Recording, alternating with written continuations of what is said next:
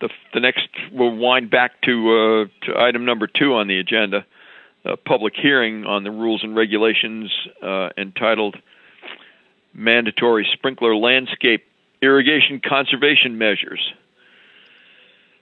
I guess I will make a little presentation. So we've been thinking about this quite some time. Right after the 17 drought, Aquarian put it in system-wide, twice a week, as a conservation measure in order to deal with climate change. And that's basically what we're proposing here. I know there's been some questions and some issues that this relates to development, but far from that.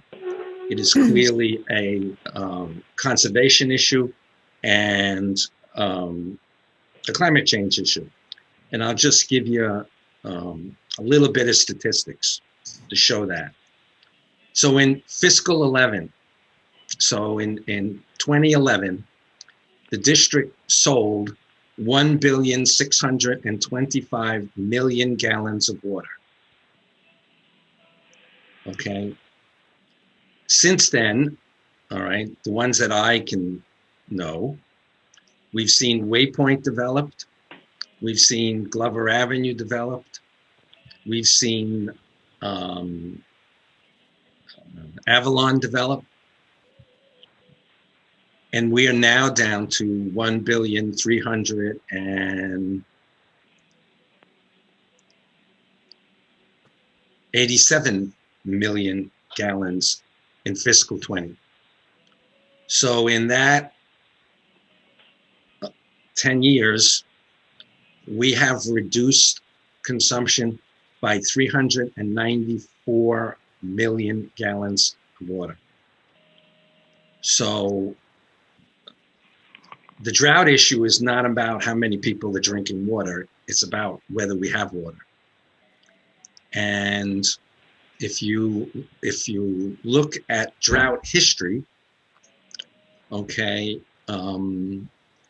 you'll see, and I couldn't get the graph to come up, they rate droughts by Ds, D1, D2, D3, okay, and since 2012, actually 11, we've had, and they come in like minor or large, I mean, we've had 1, 2, 3, 4, 5, 6, 7, 8 D1s. Fortunately, we've only had 2 D3s. All right. We had one in 2017 and we had one in 2002, and we had another very smaller one in 2020. So just like everyone says, the frequency of these things are getting to be more and more. And so what we're trying to do is deal a little bit with climate change. And quite frankly, water sprinkling, most people sort of overdo it. And it's a waste of water. And that's what we do best, is try to conserve water. It is our business. And so Aquarian started it. We've been talking about doing this for quite some time, and then COVID got in the way. And so we postponed it. And the plan is to implement it now. Now, it's only one little part of our conservation plan. We're actually going to do a little more. We just need the time to do it, and that's start offering financial incentives for customers to go to low water consumption fixtures. Okay, one of the things that we're going to financially incentivize is to pay a homeowner a certain amount of money to switch their sprinkler control system from just the thing that runs on time to a smart sensor that knows it rained and won't come on. All right, again, as a conservation measure. The plan is relatively simple. We did not invent it. In order for people in the area to get accustomed to it, it mimics Aquarians almost exactly. So we limit that you only can water twice a week based on odd and even sides of the street. We limit when during the day that you can do it to try and keep you away from peak water demand periods. It's only for automatic sprinklers. It doesn't stop you from going out in your front yard with a garden hose and watering your plants. It exempts agricultural work. It exempts landscape companies that are producing products to be sold. And then there is a procedure for new plantings, all right, because they require additional water, all right, when something new goes in. And so there is a procedure on how to do that as well. And that's really basically it. It's a very simple ordinance. It has a little chart that shows you when to do it, whether you have an odd or an even or a letter or no number. We tried to make it as clear as possible and as simple as possible. And pretty much along the lines of Aquarian, the goal here is not to be the sprinkler police, but rather we hope to be the sprinkler educators, is to work with our customers to make them realize, all right, what we're trying to accomplish, okay, to have them reduce their water consumption and their water bill if they do it right. I mean, most of it is being overdone, all right? And so, the ordinance does have the ability, all right, to enforce, but it'll be a long time before we take any kind of dramatic measures. We'd rather inform and educate and bring people along to understand what this is all about and why we're doing it. Any questions? I have a couple. Well, maybe questions and comments, but the periodic nature of it is April 1st, October 31st. Yes. So that's once we put this into effect, that's the period each year. Yes. Okay. It's a little early. Normally, they don't even come and turn mine on. We don't turn ours on in the district until like middle of April.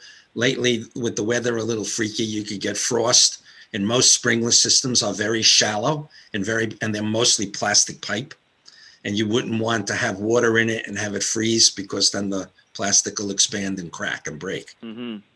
And it's the same thing on the other side. I mean, I think it's very rare that you see a sprinkler running in late October. Okay. So that's the reasons for the dates. It's the heart of, trying to get a little on the lead side and a little on the post side of enforcing the ordinance. I mean, by October, mine is normally shut off already and cleaned out. And April and October have a relatively higher probability of rain than exactly. Practically spring showers. You shouldn't be turning on your sprinkler. Right. My reading of the public notice was that I thought the word automatic was in there, so that it was. It's an automatic sprinkler system. It has to turn on by itself, turn off by itself. That's the fear here, that things are running and people don't even know they're running. I mean, my system comes on in the middle of the night and just works its way through a sequence because, that's the best time to water. Well, there was just a question about the word automatic not being in there. It's implied by the list of exceptions implies that it's that the concept of it is that the automatic systems are limited by the regulation and not the individual homeowners with garden hoses and soaker hoses and that kind of thing. I mean, that's got a list of. It's a regulation with an express list of exceptions. Yes. But the idea that it was aimed at automatic sprinkler systems I thought it was expressed in there, but it doesn't seem to be, but it does seem to be implied. Is that what is going on? Yes. Okay. And I'm trying to think of where we said that. I thought we did. This, we cheated a little here. All right. There are so many of these restrictions in place all across the country that we sort of canvassed most of them and went through it and created. I think this one is from a Florida-based water company that we used as the foundation of it. Mm-hmm. But it is intended for automatic sprinklers. And it clearly says that soaker hoses, drip irrigation, and standing out there with your hose is exempt. Right. And that's more or less a immediate individual family or individual control. Right. And plus, okay. You can stand there with a hose. You're not going to put out as much water as an automatic irrigation system. And you wouldn't be standing out there in the rain. Right. But an automatic system can come on in the rain if it's an older system. Yeah. So what seems to fall between the cracks is if you have, like a rainbird sprinkler or one of those things that goes back and forth, and you hook that up to your hose manually, it doesn't seem like we're defining whether that falls under this or not. It wouldn't. It would not. Nope. The issue here is conservation from sprinkler systems. Sprinkler system. Where you're watering your entire lawn on an automatic basis. So the operative word is system, since we don't have the word automatic. Right. The word system is what. Right, and it's in there multiple times. Right. Systems. I mean, we're after wasting water, and you standing there with a hose or having a sprinkler system going back and forth isn't going to generate the kind of volume of water that a system will generate. Do we have a handle on the total capacity of our system when all the reservoirs are full and, water flowing over the spillway, so to speak? Unfortunately, the answer to that is not easy. Okay. No, I'm sure it isn't. So we know how much water the reservoirs will hold. Okay, and you see that report every month. It tells you we're at 90% capacity, 100% capacity. We don't measure beyond the 100, all right, because that's a measurement. We know what the number, we don't know what the percentage is, but we know how much water is going over the spillway because we measure the height of the water going over the spillways, okay? But our ability to serve customers is not based on that. Our ability to serve customers is all based on, there is an actual state regulation that requires that we have a 15% reserve capacity over a calculation that takes our peak day, okay, and calculates out how much water do we need to have to sustain that peak day. And then they add 15% as what is called safe yield. It's got nothing to do with reservoir capacity. It just is based on the capacity of our system, okay, and the peak day. And then it creates this factor of safety of 15, which we are well within. And when we did our last water supply plan, and you project out 40 years, in 40 years, we were still within that safe yield. And that calculation includes growth based on OPM's projections of population increase in the state. And so that's how that number is calculated. All right. And so based on that calculation, when someone goes to build something and goes through planning and zoning, Okay. The issue, our answer to the question of is, will you supply them water, is based on that calculation, not a drought. It doesn't matter how many people live in Norwalk when there's a drought. That's just simply, we don't have enough water. And it's not really about how many people are here. It's just about how much water that we do have. Under So, drought conditions.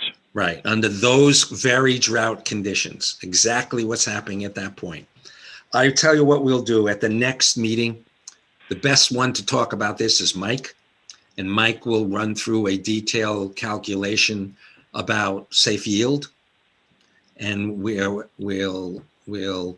actually had an increase in our safe yield because we just reran the model on the reservoirs. And we actually picked up some additional capacity, and not in gallons, but just in flow rates on the reservoirs. But we'll have Mike give you that presentation at the next meeting. Then go back to that calculation I started with in the beginning, in that difference. All right, just to and I did this calculation just to sort of look at something. If you take the difference between 2011 and 2020, and you take that 394 million gallons of water, and the rules normally say, and this is an old rule, that a person uses 80 gallons of water a day, and you multiply by 365, and you divide into that savings of water, okay? That's 13,000 people, an equivalent of having 13,000 people that we've reduced in the amount of water consumed on that number. Most developers who argue with us all the time, because that's the calculation we use in design, because that's what the state requires, that's what the American Water Association requires. Based on their historic development, they're always telling us that most of their multiple family condo type places, because they pay the water bill, they have 1 meter that runs all of those developments that you see in Norwalk, Waypoint, 500, Glover, that's only 1 meter, and then they distribute the bill. They're saying normally that their consumption on those multiple apartments is only 65 gallons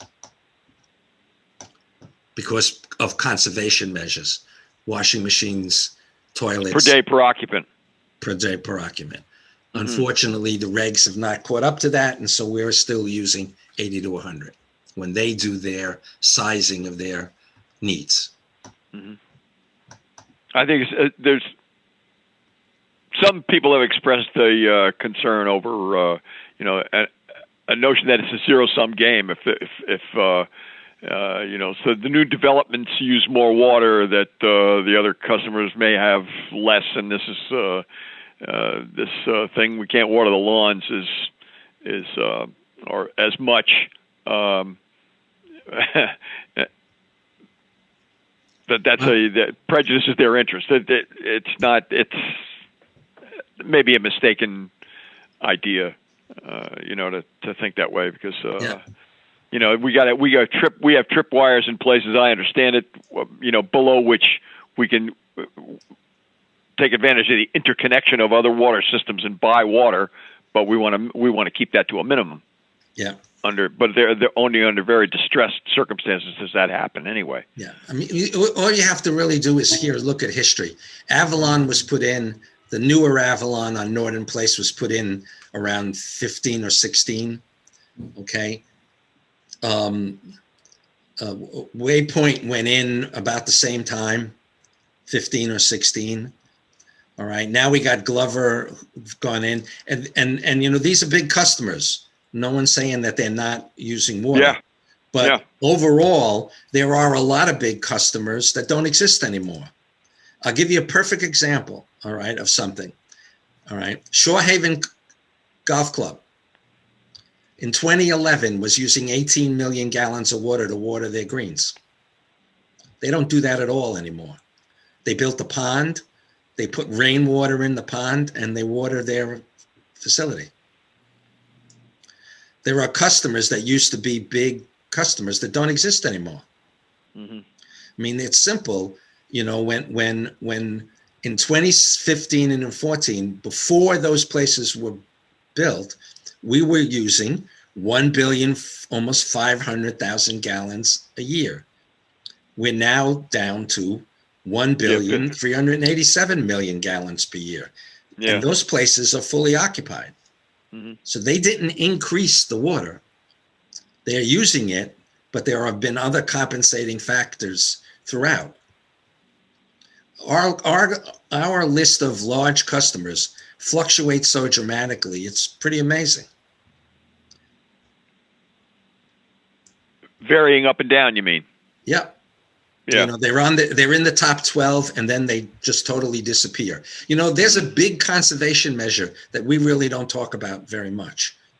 Is when the Price. city of Norwalk, The city of Norwalk began charging large commercials by the gallon for the amount of water they consume, they charge them for a sewer charge.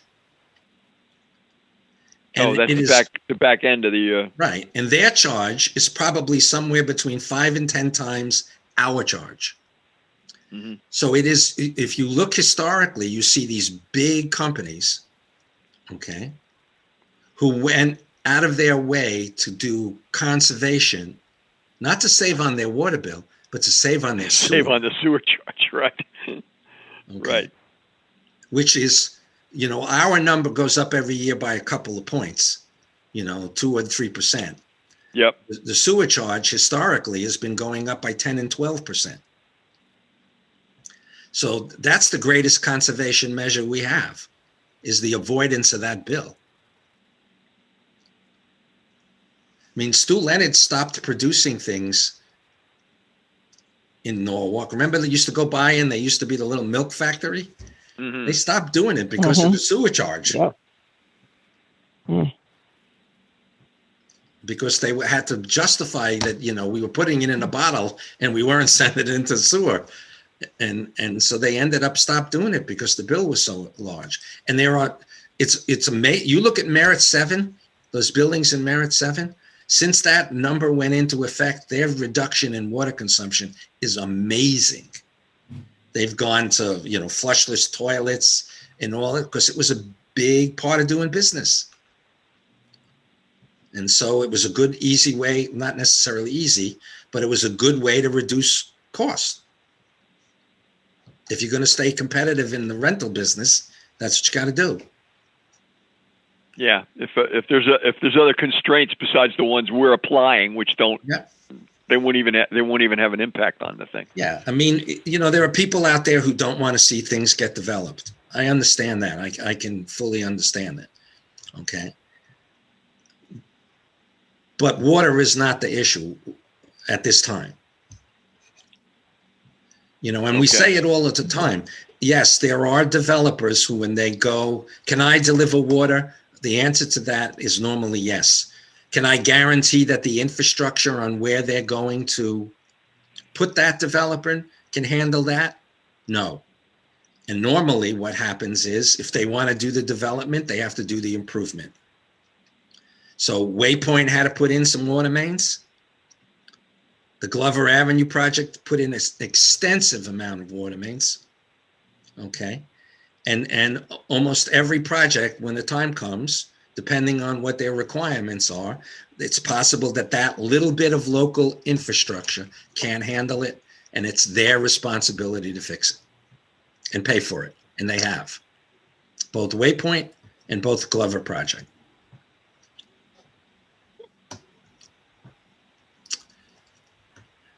We've gone far afield of sprinklers. Are there any members of the public attending that want to ask any questions or make any comments?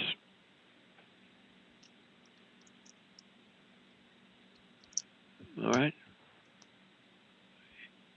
Well, hearing none, I think we'll. Oops.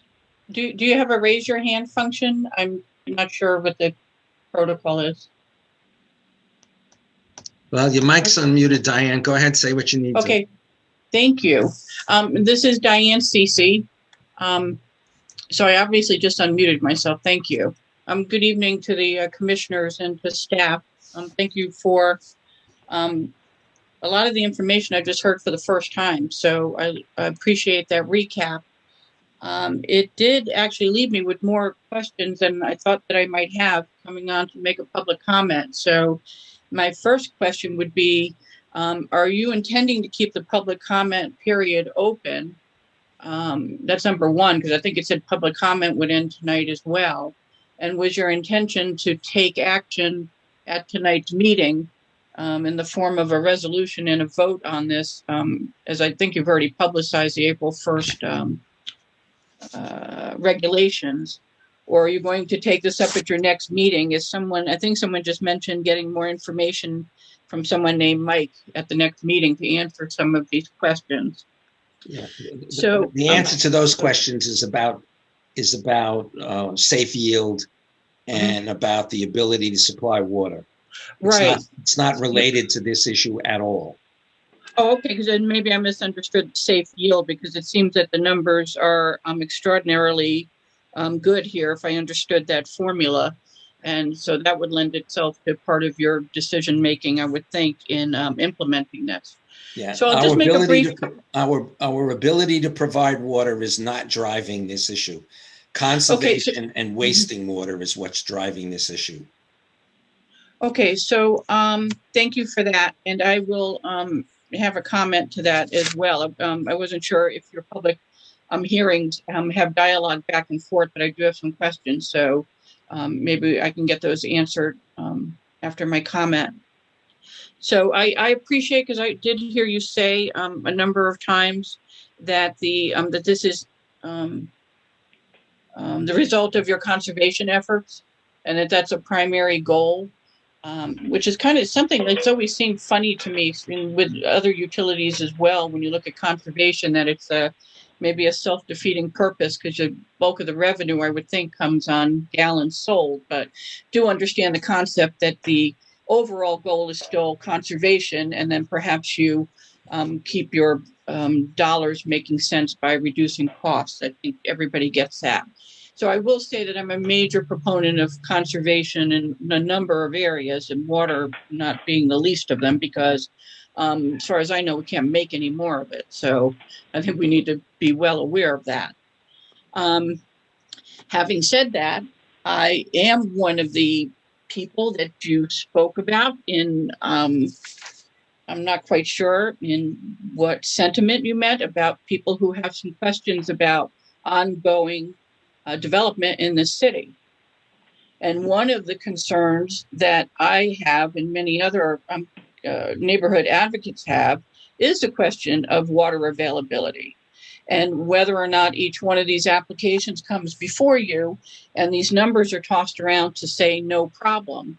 But the more I look at these numbers, the more I have concerns about the continued growth in this city, with massive units, tens and tens and tens of thousands of apartments in the pipeline coming through. Excuse the pun there. So, and I did notice in the public notice that in the justification for this, it does say to extend the availability of all water sources to meet future demands. And so that would lend itself to not just conservation, because you can only have so much water. Like you said, once you get to 100% capacity each year, there isn't a number that accounts for excess water. It's not being stored elsewhere, as I understand it. So if part of the rationale is to meet future demand, then that future demand either comes from existing users, meaning we're here now and using more of it, or it becomes from the growth in the city of additional units and people. My second observation is this, Mr. DeGangi. You can help me with the math, I hope. So you said in 2011 that the gallons used was 1,625,000,000, but that if you look at the same numbers in fiscal 20, that's down up to 1,300,000,000, I think you said 87 million. Yep. Is fiscal year 20 technically 2020? No, Is that a it's calendar year? What's your No. it's July of 19 to June of 20. Okay, so only some part of that may take in the anomaly of the of COVID, where you could suggest that there are more people using water at home, but we could also suggest that in the closure of restaurants, golf courses, hotels, and a number of other businesses that are very heavy water uses, that would be taken into account into these numbers too. That would have that drop there. But here's the other thing I want. Oops. The other thing I wanted to ask is, you brought it up yourself with a number of significant users having dropped off in that 10-year time frame. I think you mentioned Shorehaven as being 85 million gallons alone. So I wondered if you'd be able to provide the numbers of the major users that have dropped off, so that we could see how much of this overall drop of 300 million gallons is attributed to that. There's a simple answer to that. Our large customers are not a very large percentage of our total consumption. Because if I look at like a Norwalk Hospital, or I look at a major, like a huge office building, how does that relate? Norwalk Hospital is our largest customer, and their consumption on an annual basis for the last decade is almost identical. Doesn't vary. They are who they are, and they use about 55 million gallons a year. Okay. The other question I have in terms of conservation and my concern with development is, if you look at this from a conservation point of view, but you take into account what you said about since 2011, we've had a number of droughts, 8 D1s and 2 D3s. I guess D3 is more significant than a D1 in that scale. Wouldn't that still suggest to, like a mere mortal like myself, that the issue still is not just related to conservation, but with those numbers and that trend, that we should be concerned about adding on tens of thousands of units? I said in the discussion, the number of people doesn't affect the drought. It's the capacity of our system. It's simple. It's not raining, and so there is no water. Whether we have 10,000 people in Norwalk or 100,000 people in Norwalk. All right, well, I don't mean to sound naive, but I guess what I'm saying is that if we now have what appears to be a significant pattern in 10 years, so in all 10 years, there was some degree of a drought that had a designation to it, why wouldn't that be concern to staff and commissioners about growth? And I'll just leave that there. I'll just leave it as a comment then. Well, it is concerning. This is Jalen Seed. It is like, I get what you're saying, but there's also a trend that the usage has been going down. Not just with fiscal year 2020, fiscal year 19, and my entire time here on the commission, the usage has steadily been going down, and it hasn't reached that demand. So, like Dominic said, I would get it if the usage of water was increasing or has increased with these new units going in. But to me, I get what Dominic is saying, just because the usage of water with more people coming in and with more development, the usage of water just is going down. And as a water company, we actually hoped that the consumption will go up, because it means more money for the water business. Unfortunately, the gallons just haven't been there because of different appliances that lower the consumption of water. Right. No, yeah, I understand. Thank you, Mr. Seed, for that too. And I guess my real question boils down to, when you look at those numbers going down, how much of that is attributable to major consumer, to major uses of water actually dropping down, versus these new developments perhaps not using as much water due to the conservation efforts. I'd be curious to see, for the developments you mentioned, as each of those came online, what was the impact on water usage? It went down. Time period. If you stretch it out over the 10 years and you just look at those two end numbers, I'm not sure if that's the whole picture. Okay, so as Commissioner Seed just said, Mhm. it's not a difference between 11 and 20. The numbers have been consistently going down, all right? And 2020 is the lowest number we've had in a decade. The 2019 was the second lowest number we've had in a decade. The number is consistently going down. And prior to 2011, we were using 1.9 billion gallons of water. So it's not just in that period alone. Historically, and this is not just us, this is water consumption, one, throughout the state of Connecticut, and two, throughout the United States, that consumption has been declining. It's got to do with plumbing. It's got to do with people being more educated as it relates to saving water. They teach the kids in school, go home and tell mommy and daddy to shut the water off while they're brushing their teeth. Well, that yep, and I agree with that. That's an impact. That's always been the way to modify behavior, and it works. It's all, I can see every household will shake their head and say, "Yes, it worked in my own house too." It's recycling and all of those. So, well, thank you for answering the questions. I would love to hear more information about the support for consumers to invest in or update or maintain their existing smart systems based on forecast rain, wind, and temperature are the components that most of the new smart systems use. And I'd be interested in what's available to me as a consumer in terms of rebates and either upgrading or maintaining, et cetera, to take advantage of that. And stay tuned. We're writing the regulations for implementation of that. Great. Okay. And I think there's something else that you might need to understand. Okay, we've been doing this. We've been working at this for 10 years. In 2011, we started raising the service charges in order for the district not to become overly dependent on consumption, because it's a two-edged sword and we were trying to get away from one of the edges. We want to encourage people to save water, but we don't want to raise the rates because you saved water. So in that 10-year period, we've dropped our expectations of how much water consumption our rates are built on.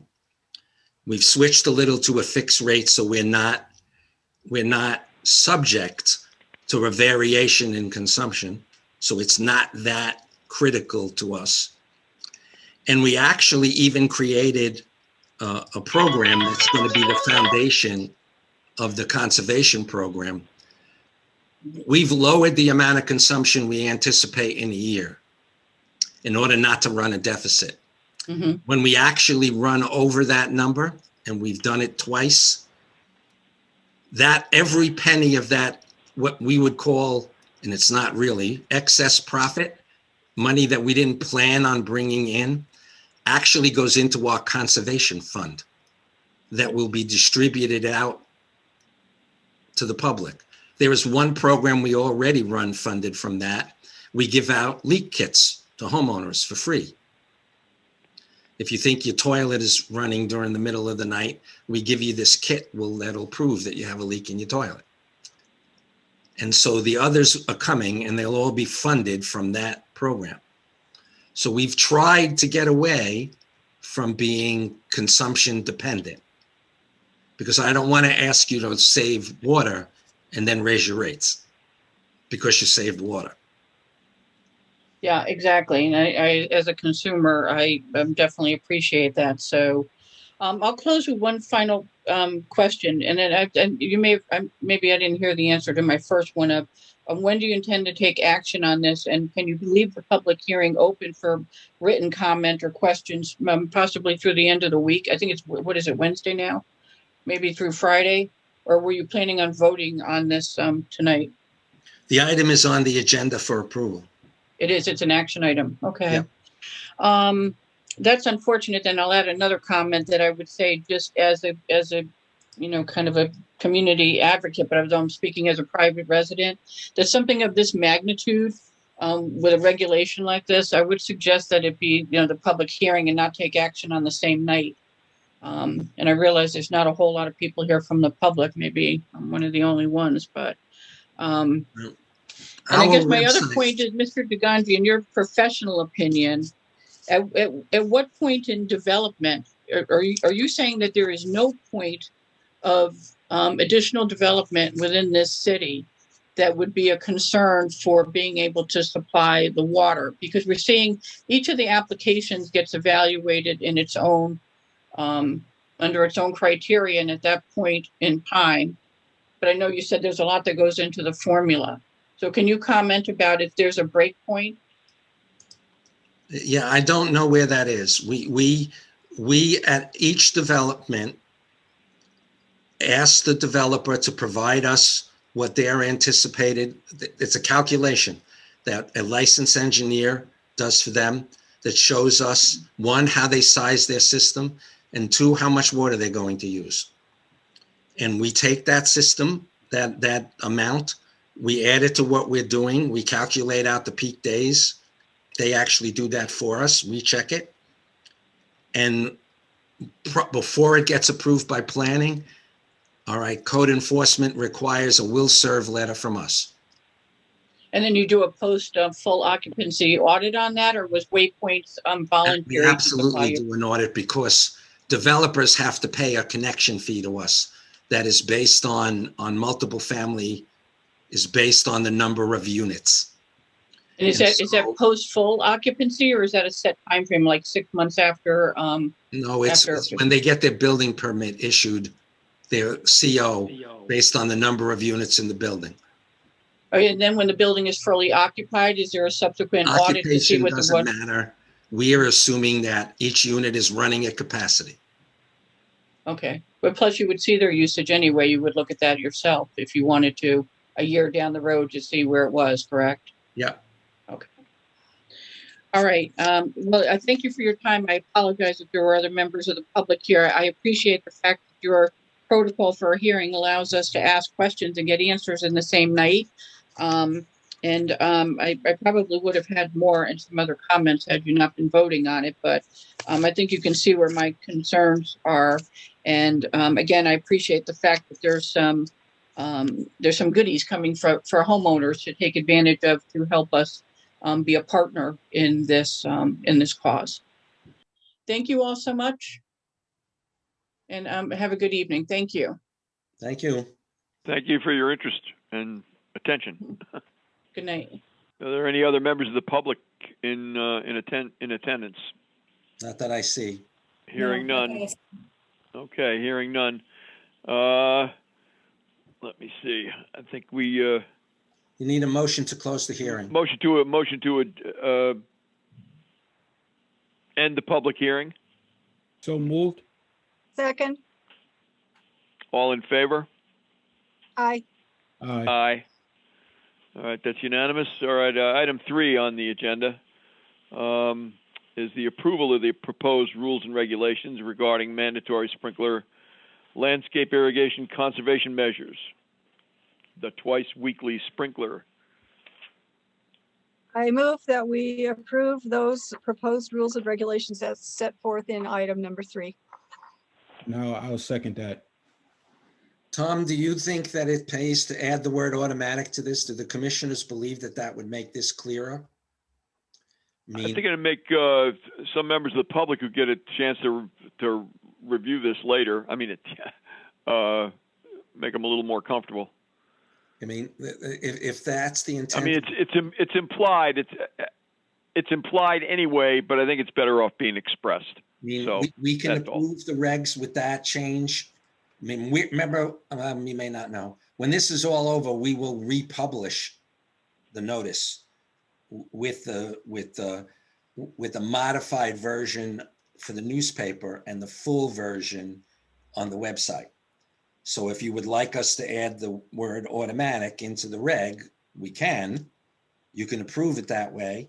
And then we will, when we publish it, it will have the word automatic in the appropriate places.